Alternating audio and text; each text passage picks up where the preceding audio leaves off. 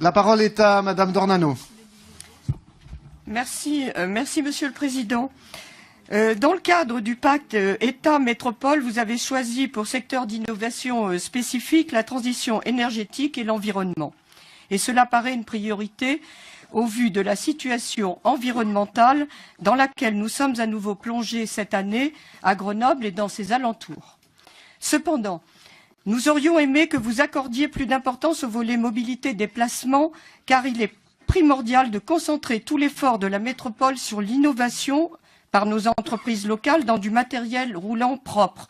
En effet, si vous remplacez le parc de véhicules publics d'ici 2020, il faut aussi inciter au renouvellement du parc automobile privé en incitant à l'innovation dans le secteur et en soutenant les démarches des personnes cherchant à changer de véhicule.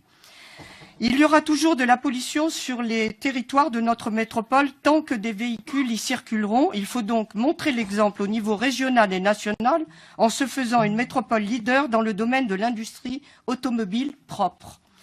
Car autant je trouve que les énergies renouvelables s'installent petit à petit dans notre quotidien de manière responsable, autant d'un point de vue automobile, à part la restriction de circulation, on ne propose aucune alternative crédible et durable.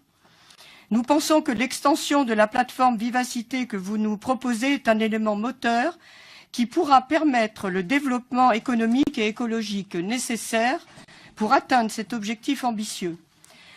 La transition énergétique n'est pas une lutte contre quelque chose, elle est une lutte pour l'environnement. Ainsi, il faut voir toute perspective de développement sous un aspect positif et non restrictif.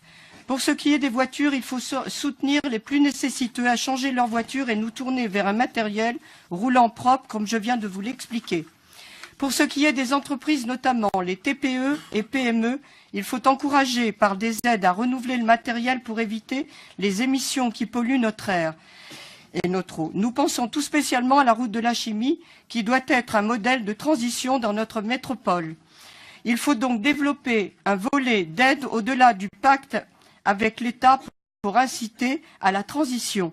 Nous allons donc voter pour ce rapport, mais vraiment, oui, vous voyez, comme quoi, nous insistons sur le fait qu'il faut plus d'aide pour permettre la transition énergétique. Il ne faut pas ajouter des contraintes aux restrictions.